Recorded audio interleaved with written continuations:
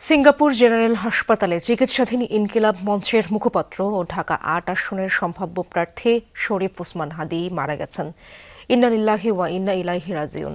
দর্শক, এ বিষয়ে আরও জানার চেষ্টা করব সহকর্মী আহমেদ রেজার কাছ থেকে। রেজা, এমন একটি দুঃসংবাদ আমাদের দিতে হচ্ছে, পুরো দেশ অপেক্ষা করছিল কোনো একটি ভালো খবর আমরা তাদেরকে দিব, কিন্তু এই দুঃসংবাদটি দিতেই হচ্ছে। হাদী তো ভেন্টিলেশনে ছিলেন, কখন লাইফ সাপোর্ট খুলে ফেলা হলো এবং কিভাবে কি হলো জানাবেন আমাদেরকে। ইশরাত, পুরো দেশবাসী আসলে দোয়া করছিলেন পুরো হাদীর জন্য। শরীফ ওসমান হাদী অর্থাৎ ইনকিলাব মঞ্চের মুখপাত্র এবং নেতা, আসলে সেই সকল দোয়া শেষ পর্যন্ত তো আসলে ব্যর্থ হয়েছে। যেটি হচ্ছে হাদী, শরীফ ওসমান হাদী, সেটি তিনি আর ফেরেননি।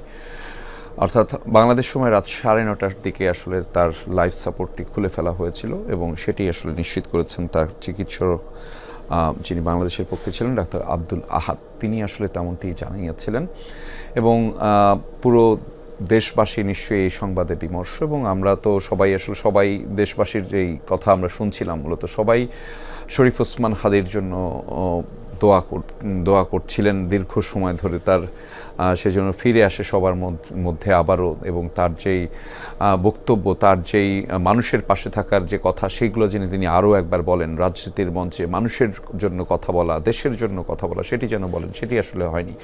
আমি একটু এক নাগারে আপনাদেরকে একটু জানিয়ে দিতে চাই যে ঠিক 12 তারিখে হাদীর দুপুরের পরে, অর্থাৎ জুমার নামাজের পরে, দিনটি ছিল শুক্রবার, জুমার নামাজের পরে মূলত হাদীকে গুলি করে। আততায়ীর গুলির যে কথা আমরা জানছিলাম, এখনও সন্দেহভাজন বেশ কয়েকজন আছে যাদেরকে পুলিশের পক্ষ থেকে মূলত কোনো ধরনের এখন পর্যন্ত কাউকে তেমনভাবে সন্দেহভাজন কাউকে আটক করতে পারেনি। এবং তারপরে প্রথমে আপনাকে একটা বলে রাখি, আপনি নিশ্চয়ই জানেন, তারপরে দর্শকদের জন্য আরও একবার বলে রাখা, যে প্রথম ধাপে ঢাকা মেডিকেল কলেজ হাসপাতালে অস্ত্রোপচার করা হয় এবং সেখানে প্রথম ধাপের অস্ত্রোপচার শেষে মূলত তাকে স্থানান্তর করা হয়েছিল রাজধানীর এভারকেয়ার হাসপাতালে, এবং সেখানেও কিন্তু তিনি প্রায় 3 থেকে 4 দিন সেখানে অবস্থান করছিলেন। অর্থাৎ গত সোমবার, শুক্রবারের পরে গত সোমবারে কিন্তু তাকে স্থানান্তর করা হয়েছিল আরও উন্নত চিকিৎসার জন্য সিঙ্গাপুরের যে জেনারেল হাসপাতাল সেখানে। এবং বলা হয়ে থাকে এই অঞ্চলের নিউরো